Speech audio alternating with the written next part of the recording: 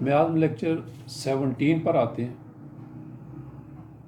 دیکھیں، مثال کے طور پر مریض کو اسکارلیٹ فیور ہے اور اس پر بیلاڈونا ظاہر ہو رہی تھی اور بیلاڈونا دے دی گئی، لیکن ہوا کیا کہ مریض کے مڈل ایئر میں انفیکشن ہو گئی، دوا کھانے کے بعد ایک پھوڑا بن گیا، اور اگر ہم بیلاڈونا دینے سے پہلے مزید گہرائی میں مشاہدہ کرتے جہاں پر بیلاڈونا کے علاوہ سلفر، سلیشیا، سورینیم، کچھ اور بھی گہرا اثر کرنے والی میازمیٹک دوائیاں ظاہر ہو رہی تھیں، تو وہ مرض کو گہرائی سے دور کر دیتی اور وہ پھوڑا نہ بنتا۔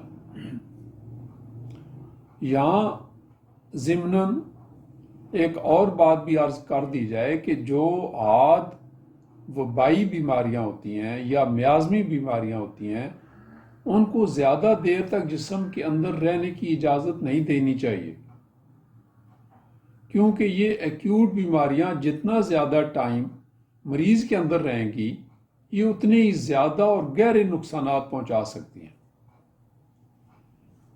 ہانیمن کا کہنا ہے کہ ایکیوٹ میازم کے لیے بھی جسم کے اندر رہنا ناممکن ہوتا اگر جسم کے اندر ان تینوں کرونک میازم کا عمل دخل نہ ہوتا،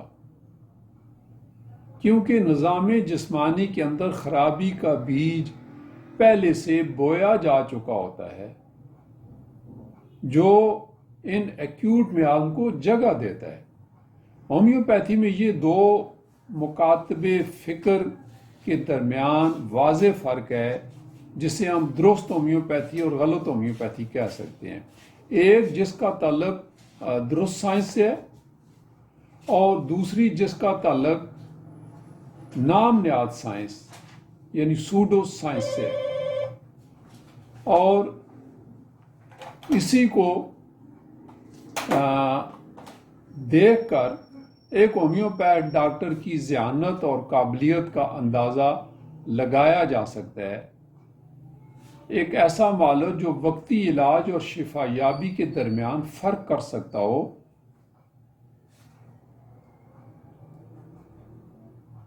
ایک وہ جس کے پاس ہومیوپیتھی کا اصلی نالج ہے، اور دوسرا جس کے پاس ناقص نالج ہے۔ جے ایچ ایلن کے مطابق ہومیوپیتھک پریکٹس میں میازم کو لاگو کرنا سچے اور کچے ہومیوپیتھ کے درمیان حد فاضل ہے۔ دیکھیے، اس کائنات میں ہر شے حرکت میں ہے اور اپنے مدار میں، اپنے اپنے وقت پر، اپنی اپنی سپیڈ سے، بغیر کسی رکاوٹ کے حرکت میں ہے، اور ظاہر ہے یہ کسی خاص قاعدے قانون کے تحت ہو رہا ہے، لہذا قوت حیات بھی اس قانون سے مبرہ نہیں۔ اور جب اس روٹین کی حرکت میں کسی بیرونی تخریبی قوت کی دخل اندازی ہوتی ہے، رکاوٹ پیش آتی ہے، تو اس کا مطلب اس قانون پر ضرب پڑنا ہے جو اس حرکت کو جاری رکھے ہوئے، لہذا قانون بھی وقتی طور پر ڈسٹرب ہو جاتا ہے۔ ہماری روزمرہ زندگی میں بیماری کے عروج کا مطلب دراصل اس تخریبی قوت کا عروج جس کے سبب بیماری آئی۔ ہماری زندگی کا تصور مادے سے اوپر اعلیٰ سطح پر ہے، اور ہماری قوت حیات کبھی اعلیٰ اور کبھی اس سے نیچے کے لیول پر عمل پیرا ہوتی ہے۔ اور ہمیں کیسے پتہ چلے کہ ہماری قوت حیات امن و سکون اور روانی سے عمل پیرا ہے؟ کیسے پتہ چلے؟ ہمیں اپنے روزمرہ معمولات سے پتہ چلتا ہے، اور روزمرہ معمولات کون سے ہوتے ہیں؟ وہ جو ہمارے معاشرے، ہماری سوسائٹی میں ایک سیٹ پیٹرن بنا دیا جاتا ہے، ایک سماجی اصول بنا دیے جاتے ہیں، وہ تعین کرتے ہیں کہ ہمارے روزمرہ معمولات کیا ہیں۔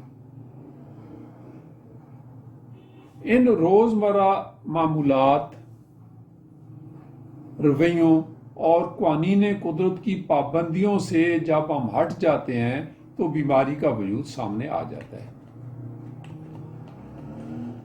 جب ہم ہٹ جاتے، ہم میازم کا عاد بیماریوں کے ساتھ تعلق بھی دیکھ چکے ہیں اور ان کا بیماری کے ساتھ عمومی رشتہ بھی. ہم دیکھتے ہیں کہ پہلے فنکشنل تبدیلی لاتے ہیں اور پھر بتدریج پیتھالوجی ڈیولپ ہو جاتی ہے. یعنی پہلے جو ڈسٹربنس ہے وہ فنکشنل سطح پر ہے اور پھر جو ہے وہ پیتھالوجی کی سطح پر ہے. جے ایچ ایلن نے لکھا کہ ہم اس کائنات میں بے شمار ایسی مثالیں دیکھتے ہیں کہ جہاں مادی اور غیر مادی چیزوں کا آپس میں تعلق بنتا ہے. جیسا کہ بہت ساری چیزوں میں سورج کی روشنی اور حرارت سے زندگی کی نمو ہوتی ہے، اور ہم دیکھتے ہیں کہ اس کے بغیر مادہ کچھ بھی نہیں بلکہ ایک بے جان چیز ہے. تو اس کا مطلب ہوا کہ مادی اور غیر مادی چیزوں کو الگ نہیں کیا جا سکتا، ان کو جدا نہیں کیا جا سکتا. اگر وہ ممکنہ وجود جسے پوٹینشیل ایگزسٹنس کہا گیا نہ ہوتا تو زندگی کا کوئی تصور نہ ہوتا. لہذا یہ ابتدائے آفرینش سے ایسا ہی چل رہا ہے، اور جب ہم اس کائنات کی زندگی کی بات کرتے ہیں تو پوٹینشیل کے بغیر اس کا تصور ناقص ہوگا. یہ نظریہ کہ زندگی محض کیمیکل تبدیلیوں کا نام ہے، زندگی کے بارے میں ایک ناقص نظریہ تصور کیا جائے گا، اور یہ وہ حرکی قوت ہی ہے